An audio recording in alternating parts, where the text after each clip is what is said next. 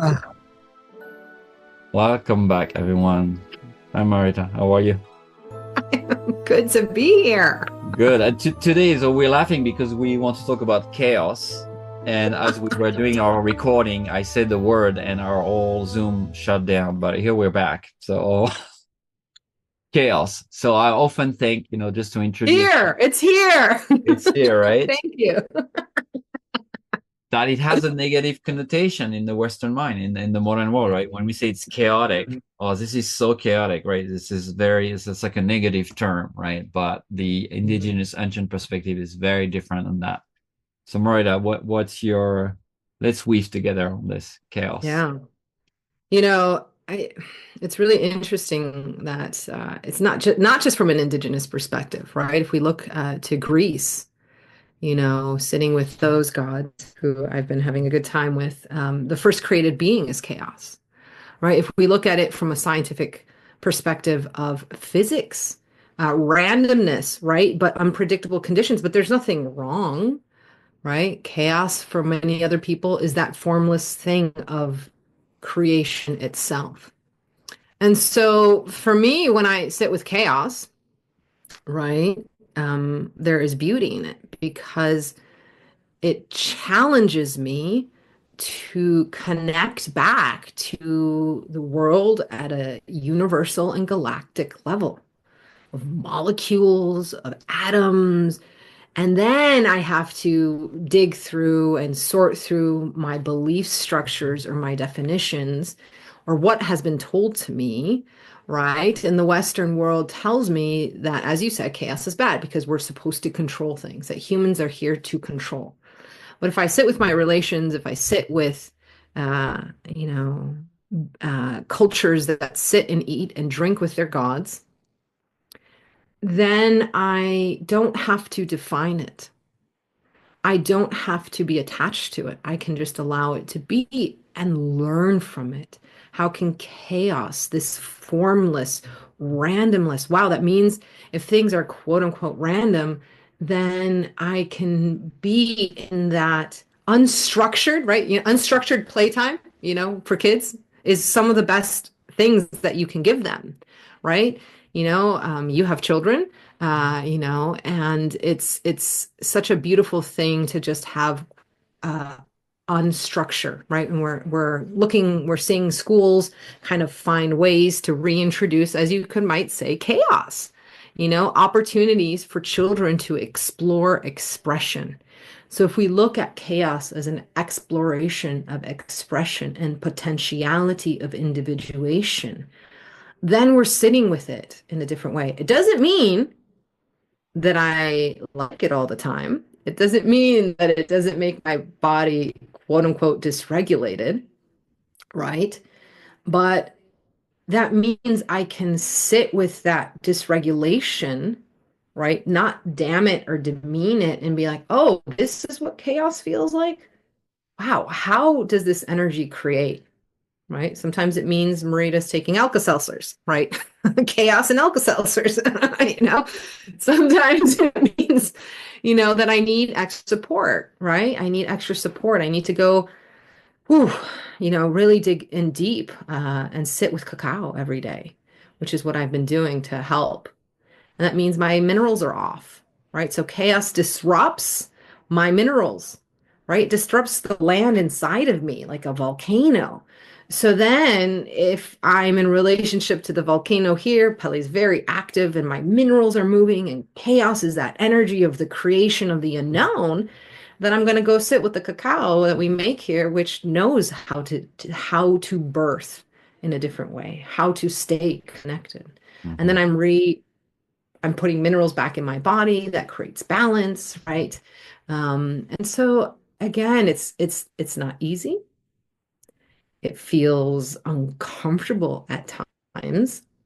But if we are so quick to change out of chaos, sometimes we don't actually have the capacity to, and we just create more, right? Because we don't know, I don't want to say how to contract, we don't know how to work with it, right? Some people are excellent at working with chaos, excellent at working with chaos.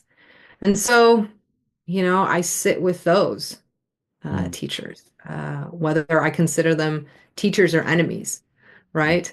Or my enemy can be my teacher, right? That attachment that I have, what it is just another being's interpretation of it.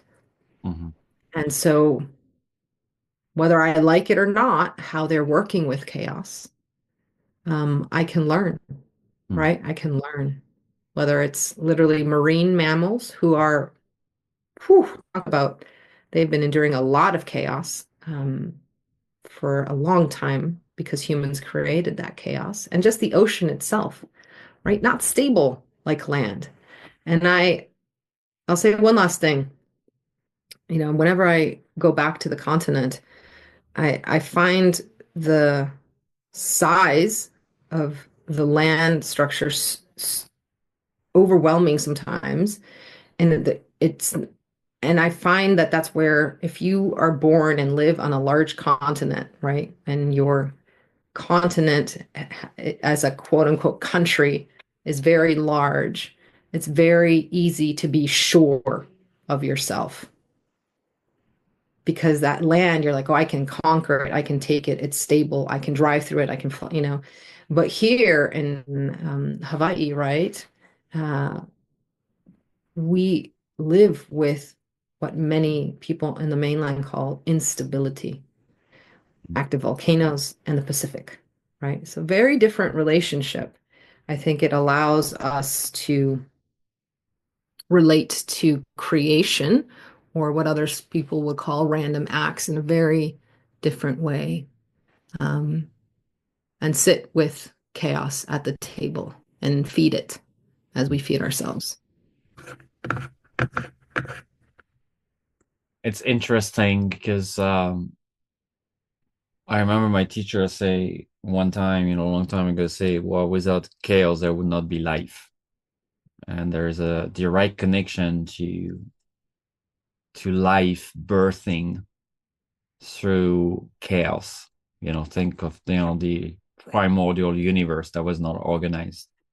And now with those amazing antennas where we can even hear the sound and have an image of what that looked like. The original, I think they call it the cosmic soup. It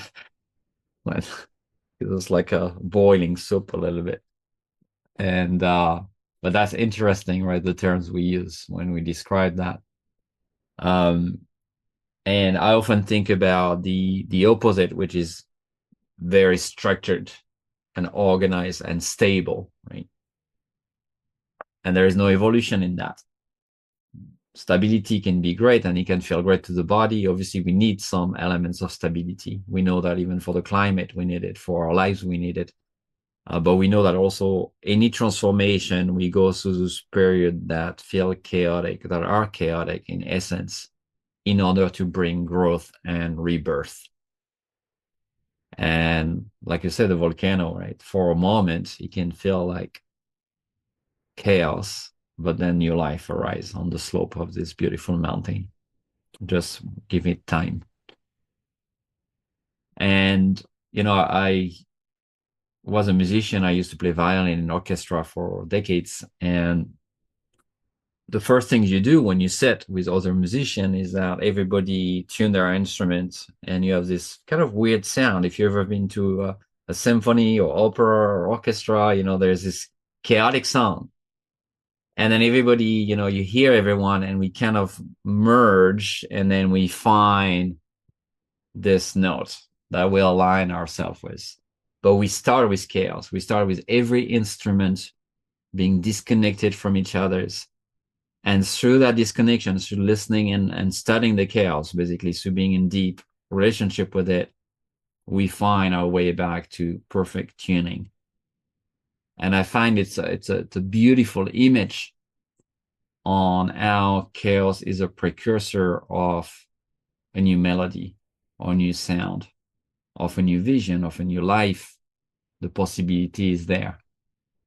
Um, One of the teacher I studied with, the medicine man Lakota, is a Heyoka. Uh, and he was telling me that basically the role of the heyoka is to disrupt stability, because when energy is stagnant, nothing evolves. Ritual traditions, they have evolved over time, but if there was not the heyoka, they would have stayed the same and kind of died from just not moving. And that his role in ceremonies, even that I've sat with him sometime, everybody is in this amazing state of peace, it's very quiet, and then he do something really crazy in the space, and everybody kind of like, what's going on, what's happening? Or he would disrupt ceremonies of other people, just enter the space and do something really different because he found that people were too serious in there and too attached and too tight to kind of see how everybody react. And you could see that people that were already in their prayer maybe would get angry and things like that. Say, you see, maybe it's not that loving there, that there is still things under the surface. And he was telling me that the role of chaos is kind of go deeper also into what seems beautiful, what seems aligned, what seems clear.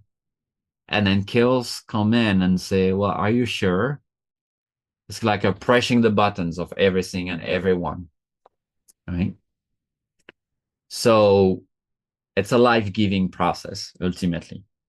Even if it can feel very dark and difficult to handle in our personal lives, or in our communities, or in our countries and the world right now, there's a lot of chaos going on. But it's always a precursor of something different.